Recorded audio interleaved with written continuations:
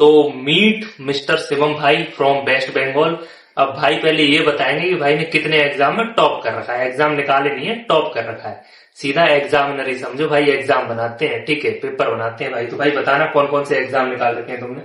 नमस्कार, मेरा नाम शिवम चौधरी है और मैं वेस्ट बंगाल से आया हूँ। मेरा मैं आज तक जितना भी एग्जाम दिया हूँ सब में 90% स्कोर रहा है, उससे भी ज्यादा। और कुछ कुछ एग्जाम में तो 1-2 मार्क्स फुल मार्क्स से रह गए हैं और कुछ में तो फुल मार्क्स से 10 मार्क्स भी ज्यादा गए हैं। मेरा जीडी में इस बार 171 है और पिछले बार 159 था। और इसके अलावा आरपीएफ में 118 है, सीपीओ में 185 है और फेस 2 में 195 है। सीडीएस का तीनों विभाग निकला हुआ है और एमटीएस है, फिर जाकर सीएचएसएन है, एयरफोर्स नॉन टेक्निकल है, सीआरपीएफ हेड कांस्टेबल है और इसके अलावा भी बहुत सारे एग्जाम है। और मल्टीपल टाइम मिलाकर मैंने अभी तक पूरी तरह से 17 बार एग्जाम को क्लियर किया हुआ। भाई ने कभी भी कोई ज्वाइनिंग लेटर नहीं मंगाया है। उसका रीजन है कि भाई किसी की भी जगह खाना नहीं चाहते। भाई तैयारी किस चीज की कर रहे हो आप। मैं आईएएस की तैयारी कर रहा हूँ, यूपीएससी की। टारगेट भाई का एक ही है, भाई को सिर्फ यूपीएससी में जाना है, भाई को बनना है आईएएस। तो कलेक्टर बाबू बनेंगे जल्दी है। बाकी अभी भाई की उम्र आप सुनोगे ना तो दोस्त शौक हो जाओगे यार तुम उम्र सुन के। मतलब कहीं ना कहीं जिस उम्र पे हम मेच्योर नहीं हो पाते हैं ना, हम सोचते हैं करेंगे, उस उम्र पे भाई न जाने कितने एग्जाम निकाल चुके हैं, वो छोड़ो कितने ही एग्जाम में टॉप कर चुके हैं, ठीक है। तो कितनी उम्र है दोस्त आपकी। मेरा उम्र अभी 21 हुआ। अब समझ लो 2004 इनकी डेट ऑफ बर्थ है। इस उम्र के बच्चे अभी कॉलेज में होंगे या फिर अभी मैच्योर होने के प्रोसेस में होंगे। और भाई इतनी सी एज में इतना कुछ कर पाए, क्या इनकी स्ट्रेटजी रही। शुरू से पूछते हैं कि कैसे इन्होंने 12th के बाद शुरू किया, कि कैसे इन्होंने पहली क्लास ली एंड कैसे इन्होंने धीरे धीरे चीजें शुरू की, ठीक है।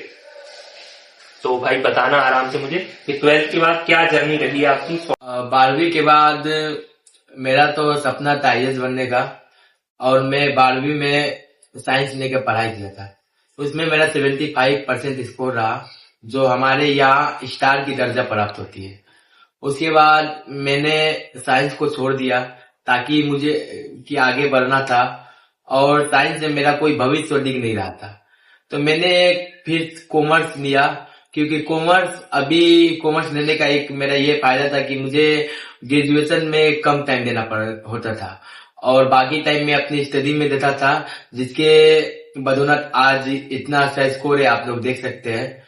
और मैंने मतलब कि हजारों बार प्रैक्टिस किया, हर वो क्वेश्चन को बनाया जो भविष्य में आने की संभावना हो, जो आज से 10 साल बाद भी आ सके या 10 साल पहले आई हो। मैंने हर वो क्वेश्चन पे काम किया, हर वो क्वेश्चन का 1 तरीका, 2 तरीका और 3 तरीका से बनाने का प्रयास किया, जिसके जरिए मेरा इस बार जीडी में 38 मिनट में पेपर कंप्लीट हो चुका था। और इसके पहले भी जितना भी एग्जाम हुआ उसमें 10 मिनट 15 मिनट में बचा के रख पाया एग्जाम। तो भाई एग्जाम टाइम से पहले खत्म कर लेते हैं। जहां हमें टाइम कम पड़ जाता है, वहीं दूसरी तरफ भाई एग्जाम के आधे टाइम में ही अपना एग्जाम जो है पेपर कंप्लीट कर ले रहे हैं। अब भाई से सब्जेक्ट वाइज पूछते हैं सभी सब्जेक्ट्स के बारे में कि क्या क्या इनकी अप्रोच रही। जैसे कि भाई मैथ का क्या सीन रहा, शुरू से कैसे प्रैक्टिस की, कैसे बेसिक्स किए, क्या सीन था पूरा, रिविजन वगैरह, यहाँ पे पीवाईक्यू सारा कुछ। पीवाईक्यू का तो कोई भी एग्जाम में बहुत बड़ा वैल्यू होता है, क्योंकि पीवाईक्यू हमें बताती है कि क्वेश्चन किस टाइप का बन रहा है और वो आपकी डिपेंड करती है प्रैक्टिस पे।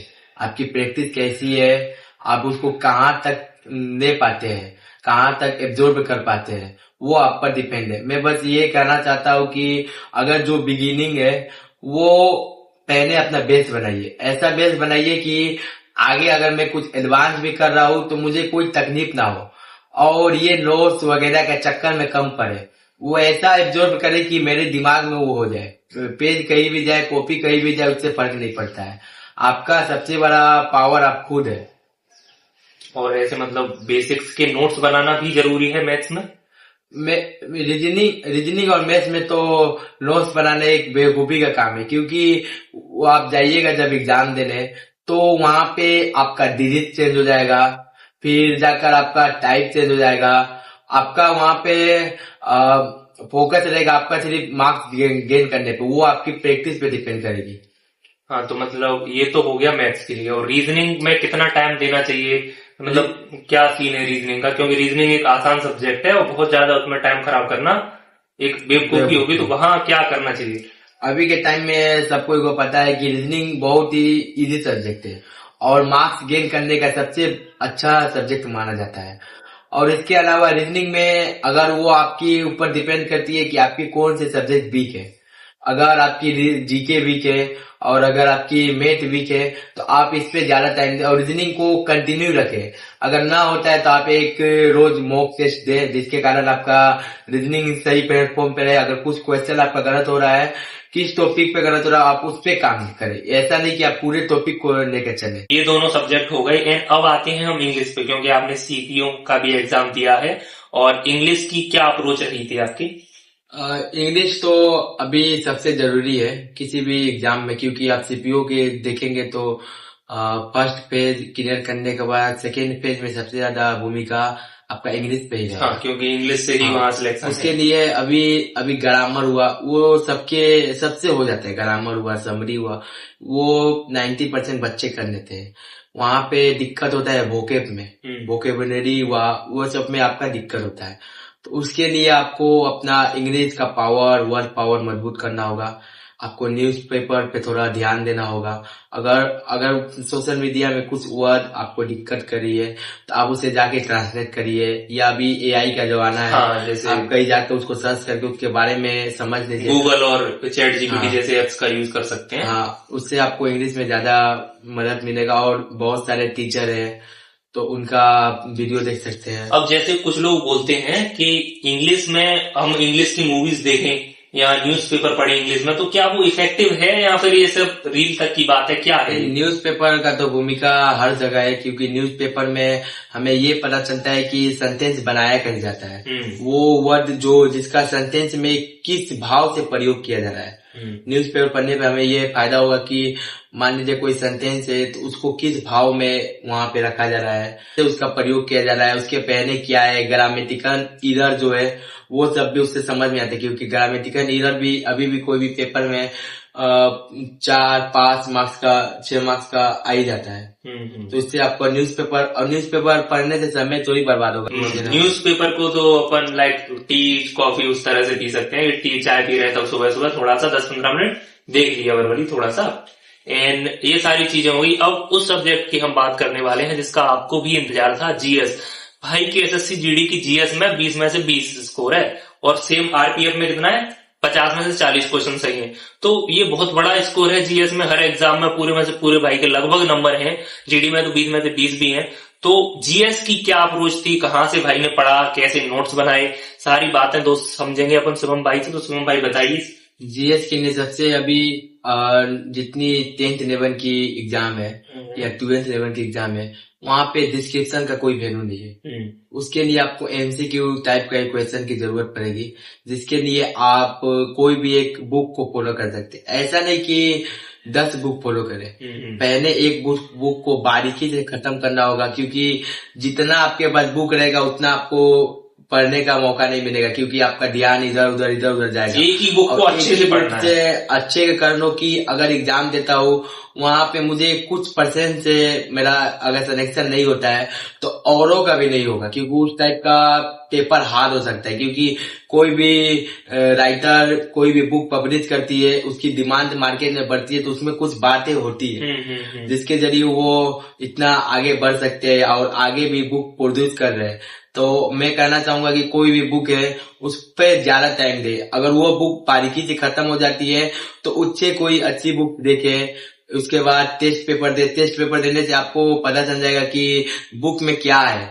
मैंने कोई रॉन्ग बुक तो सिलेक्ट नहीं ना किया है, वो बुक से मेरा क्वेश्चन पेपर हो रहा है, मॉक टेस्ट होने पा रहा है या नहीं, या मुझे खुद से और कुछ चाहिए। वो आप मॉक टेस्ट देने के बाद आप खुद एनालाइज कर लीजिएगा कि मेरा कहाँ पे कमी है और कहाँ पे कमी है, कौन सा क्वेश्चन गलत हो रहा है। मान लीजिए आपका डांस का क्वेश्चन गलत हो रहा है, भारतीय नृत्य का, तो आप क्या करिएगा, अब बुक को बंद, उसके बाद मैं भारतीय नृत्य पे काम करूंगा। वहां का जितना क्वेश्चन है वो खत्म करूंगा कि मुझे वो 2 मार्क्स चाहिए। भारतीय नृत्य में अगर बाय द वे आता है तो वो मेरा हो। हाँ, लाइक टेस्ट का एनालिसिस करो, अगली बार वो गलती दोहरानी नहीं। ठीक है। और ऐसे जीएस में जैसे काफी बच्चे हैं, नवीन सर का प्रैक्टिस सेट आपने देखा होगा, नायक 2.0, तो उसके बारे में जैसे कि एक चीज है कि काफी बच्चे क्या है, नवीन सर का प्रैक्टिस सेट ज्यादातर लोग लेते हैं, ठीक है, उससे एमसीक्यू की अच्छी एक पीवाईक्यू एमसीक्यू का एक मिक्स कलेक्शन मिल जाता है एसएससी एग्जाम्स में या फिर वनडे एग्जाम्स में। तो बहुत से बच्चे करते क्या है, क्लास तो ले रहे हैं लेकिन उनका क्वेश्चन ये होता है क्या नायक 2.0 या फिर नवीन सर का प्रैक्टिस सेट लगा लें और कोई फाउंडेशन या फिर कोई बेसिक जीएस का बैच ना करें, या फिर मैं सलाह देता हूँ ज्यादातर बच्चों को कि आपको पहले नायक फाउंडेशन जो है उसमें जो बेसिक क्लासें कराई नवीन भैया ने वो भी आपको करनी चाहिए। तो इसके बारे में क्या सीन है, मतलब क्या हमें सिर्फ प्रैक्टिस सेट करना चाहिए या फिर बेसिक्स पे भी ध्यान देना चाहिए, उसके बारे में? वो तो डिपेंड करता है आपकी तैयारी पे, आप कितने दिन से तैयारी कर रहे हैं। अगर आपका बेसिक मजबूत है, बेस स्ट्रॉन्ग है, आपको कुछ एक्स्ट्रा नॉलेज चाहिए तो आप सीधे मॉक टेस्ट में जा सकते हैं। और अगर आपका बेसिक मजबूत नहीं है तो आप बेस पहले मजबूत बनाइए, क्योंकि अगर मेरा बेस मजबूत है और फिर मैं बेसिक को मजबूत करना चाहूंगा तो मेरा टाइम का बर्बादी होगा। एक रिविजन तो होगा लेकिन टाइम की बर्बादी होगी। तो सबसे पहले बेसिक मजबूत करें, उसके बाद आप उसी का टेस्ट फॉलो करें। अगर कुछ वहां पे भी गलती हो रहा है तो वो क्वेश्चन को एनालाइज करें, इससे आपको बेहतर रिजल्ट मिलेगा और आगे आप सेलेक्ट होते रहे। हाँ, और ये नायक नवीन सर का 2.2 प्रैक्टिस सेट चल रहा है, उससे फायदा मिलता है जीएस? हाँ, क्योंकि सर भी तो एक्सपीरियंस टीचर है और उन्होंने बहुत से बच्चों का सेलेक्ट कराया है। उन्हें पता है कि किस वे में मार्गदर्शन करना सही रहेगा और कैसे आगे बढ़ाना सही रहेगा। उन्होंने भी तो अपनी बेस्ट एक्सपीरियंस को उसमें शामिल किया है। बाकी नवीन भैया के बारे में कुछ बोलना चाहोगे? नवीन सर तो ग्रेट है, उनके तारीफ में जितनी तारीफ करो सब भी कम पड़ जाएंगे। वो महान भाई। नवीन सर से मिलने के लिए बंगाल से यहाँ आए हैं, सर ने बुलाया है, कल पॉडकास्ट भी हुई थी और हम भाई से मिल पा रहे हैं। हम अभी RWA ऑफिस में ही है नोएडा, और बाकी भाई एकदम हम्बल है। सारी चीजें जो होती हैं कुछ भी ऐसा नहीं है जो लपेटा हो, सीधे आए हैं, जो भी मतलब भोला, मतलब 21 साल का एक इंसान और वो भी सिर्फ पढ़ रहा है, उससे बाहर की चीजों से कोई मतलब नहीं है, सोशल मीडिया पे किसी चीज। और ऐसा नहीं है कि कुछ भी इधर उधर का दे दिया, जो है अंदर वही बाहर निकला है। अब ये पूछना चाहूंगा दोस्त, फोन का क्या सीन है? मतलब बच्चे डिस्ट्रैक्ट होते हैं सोशल मीडिया से, डिस्ट्रैक्शन से बचा जा सकता है सोशल मीडिया के? पहले तो आपको माइंड में एक एम सेट करना होगा कि मुझे आगे करना क्या है, मेरे लिए वो जॉब की इम्पोर्टेंट क्या है, उसकी वैल्यू क्या है मेरे लिए। जैसे कि मेरे लिए IAS की वैल्यू है, मैं उसके लिए यहाँ तक कि अच्छे गवर्नमेंट जॉब सोच रहा हूँ। तो आपको भी वो देखना होगा कि मेरे लिए उस जॉब की कीमत क्या है। उसके लिए आप ऐसा नहीं बोलना कि आप इंस्टाग्राम से दूर रहिए, क्योंकि इंस्टाग्राम भी एक मनोरंजन का साधन है। आप गलत फॉर्म में ना जाके उसी पे थोड़ा सा टाइम स्पेंड करें और उससे कुछ सीखे, जैसे कुछ वीडियो अपलोड हुआ और उसको इंटरेस्टिंग तरीके से उसको यूज करें। जैसे कुछ मॉक टेस्ट हुआ, उसमें तरह तरह की रील आती है, वो देखे कि वो मॉक टेस्ट कैसा है, कुछ क्वेश्चन कैसा है, या कुछ सर के तरीके हैं जो गाने की तरह उसे पढ़ाया जाता है, वो सब भी आप देखेंगे तो वो सही रहेगा। ऐसे क्या होगा कि आपको पढ़ाई की तरह वो खींचेगा, आपको पढ़ाई से दूर ना करेगा। और ऐसा प्लेटफॉर्म इंस्टाग्राम पे चुनिए कि जिससे आपको मदद मिले, आपको दूर ना करे हमसे। बाकी सारी चीजें सही है और फिर से हम कुछ अच्छा सा आपके लिए लाएंगे दोनों मिलके। बाकी भाई का चैनल भी है रैंक 1 शिवम, मैं लिंक आपको दे दूंगा, कमेंट बॉक्स में भी पिन कर दूंगा। बाकी बहुत सी चीजें आपको भाई से सीखने को मिल सकती हैं। मैं खुद भी पर्सनली भाई की जो सुना ना कि इतने एग्जाम में टॉप कर रखा है, तो भाई मैंने भी कहा लौंडे में 21 साल की एज में बहुत मतलब जो होता है ना अंदर से भाई कि हाँ दम है कुछ बात में, कंटेंट में। तो भाई आराम से इनकी भी वीडियोस देखना, अच्छी अच्छी चीजें आपके लिए लाएंगी और जो रियल चीजें होती हैं वही आएंगी, कोई छल वो नहीं है भाई के अंदर। तो फॉलो कर लो, सब्सक्राइब कर लो, अच्छी अच्छी चीजें लाते रहेंगे इस चैनल पर भी, और भाई के चैनल को भी सब्सक्राइब कर लेना। और इसका पार्ट 2 भी लाने की कोशिश करेंगे, और भी चीजें लाइक टेस्ट कैसे लगाना है, टाइम टेबल बेस्ट क्या होना चाहिए, वो सारी बातें बताएंगे आपको जल्दी ही अगली वीडियो में। तब तक के लिए जुड़ जाइए सब्सक्राइब करके। Thank you. एक प्यारा सा कमेंट भाई के नाम।